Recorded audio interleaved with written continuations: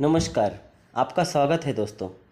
गरुड़ पुराण में भगवान श्री कृष्ण ने गरुड़ जी को मृत्यु व्यक्ति की ऐसी चीज़ों के बारे में बताया है जिनका इस्तेमाल किसी भी जीवित व्यक्ति को नहीं करना चाहिए। भगवान श्री कृष्ण कहते हैं कि प्रकृति का यह नियम है कि जिसका भी जन्म हुआ है उसकी मृत्यु भी निश्चित हुई है।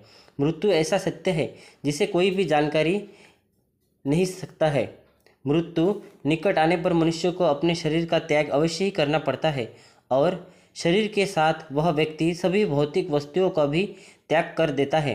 अर्थात मनुष्य मृत्यु के पक्ष इस मृत्यु लोक की कोई भी वस्तु अपने साथ लेकर नहीं जा सकता। उसके साथ केवल उसके पाप और पुण्य ही जाते हैं। यदि किसी मनुष्य के अपने जीवन काल में पाप से अधिक पुण्य किए हैं तो उसे मृत्यु के समय कोई कष्ट नहीं होता है और उसके प्राण सहज गति बाहर निकलते हैं। लेकिन जिस व्यक्ति ने जीवन भर पाप किए हो उसकी मृत्यु बहुत दर्दनाक होती है। उसे मृत्यु के समय बहुत पीड़ा सहन करनी पड़ती है। यमराज के दूत उसे पर बिल्कुल भी दया नहीं दिखाते हैं और उसे अपने पास में बांधकर खींचते हुए यमलोक ले जाते हैं। यमलोक जाने के मार्ग पर उसे पापी व्यक्ति को बहुत दुख होता है। वह महाकाल करता है हुआ नरक के मार्ग पर चलता है, लेकिन यह के दूतों को उसे पर दया नहीं आती है और वे उसे और पीड़ा देते हैं। श्री कृष्ण कहते हैं कि आत्मा का इस संसार में कुछ भी अपना नहीं आता है। आत्मा अमर है, उसका कभी अंत नहीं होता है। वह अपने कर्मों के अनुसार बार बार जन्म लेती है। मनुष्य का शरीर भी उसका अपना नहीं है, वह भी उसे कुछ ही समय के लिए ईश्वर द्वारा प्राप्त हुआ है, विलीन हो जाएगा। किंतु फिर भी मनुष्य इस जन्म लेकर आई कभी भौतिक सुखों के मोह में पड़ जाता है। मृत्यु के बाद भी उसका उन वस्तुओं के प्रति मोह नहीं छूटता है। श्री कृष्ण कहते हैं कि जब तक मनुष्य सांसारिक वस्तुओं का मोह त्याग करके संपूर्ण रूप से ईश्वर को अपना नहीं लेता, तब तक वह अलग अलग योनियों में जन्म लेकर पृथ्वी लोक पर ही बढ़ता रहता है।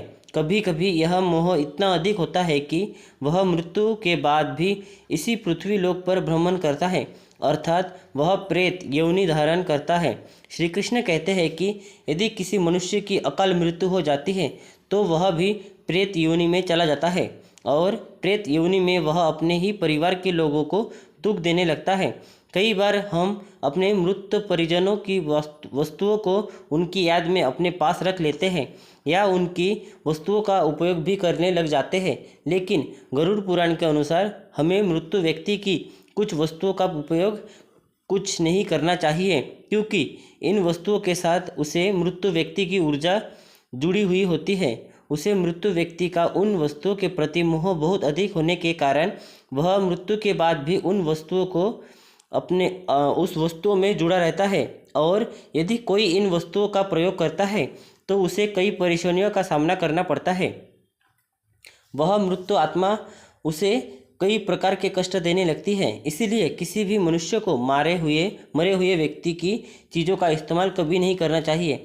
चाहे तो आप उन वस्तुओं को संभाल कर अपने घर में रख सकते हैं अथवा उन चीज़ों को नदी के जल में प्रवाहित कर सकते हैं, लेकिन भूल से भी उसकी वस्तुओं को इस्तेमाल नहीं करना चाहिए। उसे मृत्यु आत्मा की शांति के लिए आप उसे व्यक्ति की प्रिय वस्तुओं को डैन करके रखने हैं और बहुत ही शुभ होता है। गरुड़ पुराण में मृत्यु व्यक्ति की ऐसी 3 चीज़ बताई गई है जिनका कभी भी इस्तेमाल नहीं करना चाहिए, अन्यथा मृत्यु व्यक्ति की आत्मा पृथ्वी लोक पर ही भटकती रहेगी और उसे कभी मोक्ष की प्राप्ति नहीं होगी अथवा उसे दूसरा शरीर भी कभी प्राप्त नहीं होगा। ऐसी आत्मा आपको भी अनेक प्रकार के कष्ट देती है। श्री कृष्ण कहते हैं जब किसी की मृत्यु के बाद उस व्यक्ति को अगर प्रेरित योनि मिलती है तो वह अपने ही परिवार को दुख देता है, इसलिए उसकी वस्तुओं का उपयोग कभी नहीं करना चाहिए। तो चलिए जान लेते हैं उन 3 वस्तुओं के बारे में जो मृत्यु व्यक्ति की कभी भी इस्तेमाल नहीं करने चाहिए। सबसे पहले जानते हैं घर में मृत व्यक्ति की तस्वीर कहाँ पर लगानी चाहिए। शास्त्रों के अनुसार प्रत्येक मनुष्य को अपने घर में पूर्वजों की तस्वीरें अथवा चित्र अवश्य लगाने चाहिए। इसे बहुत ही शुभ माना गया है। अपने मृत परिजन का चित्र बनाते समय इस बात का ध्यान रखें कि उनका चित्र अथवा तस्वीर दुखी अथवा क्रोधी अवस्था में ना हो, कि पूर्वज चित्र में प्रसन्न दिखाई देने चाहिए। जब भी हम उनके चित्र को दर्शन करें तो हमारे मन में उनके प्रति श्रद्धा तथा प्रेम का भाव प्रकट हो। यदि पूर्वजों को चित्र क्रोधी अवस्था में हो तो यह मन में भय की स्थिति निर्माण करता है। छोटे बालक उनसे प्रेम करने के बजाय द्वेष करने लगेंगे। इसलिए पूर्वजों का चित्र अथवा तस्वीर बनाते समय इस बात का खास ध्यान रहे आपके पूर्वज अब इस संसार में नहीं हैं। वे ना ही भगवान हैं और ना ही मनुष्य हैं। आपको उनका सम्मान करना चाहिए, किंतु उनके सामने अपने दुख का क्रोध जैसी भावनाओं को प्रकट न करें, अन्यथा आपके पितृदेव दुखी हो जाएंगे। पितृ पक्ष के दिनों के अलावा अन्य दिनों में उनका आवाहन अथवा उनकी पूजा नहीं करना चाहिए। पितृपक्ष के दिनों के अलावा अन्य दिनों में जो आत्माएं घर में प्रवेश करती है, विपरीत आत्माएं होती हैं। इससे घर में भयंकर दुख का वातावरण निर्माण होता है। वास्तुशास्त्र के अनुसार पितरों की अथवा पूर्वजों की तस्वीरें को भूल से भी पूजा घर में नहीं रखना चाहिए। इससे भगवान का अपमान होता है।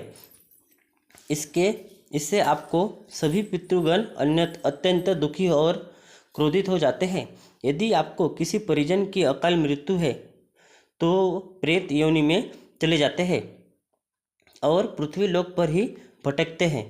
जब तक उनकी आत्मा की शांति के लिए नारायण बाली की पूजा नहीं की जाती, तब तक वे प्रेत आत्मा बनकर अपने ही परिवार के लोगों को परेशान करते हैं। धन्यवाद।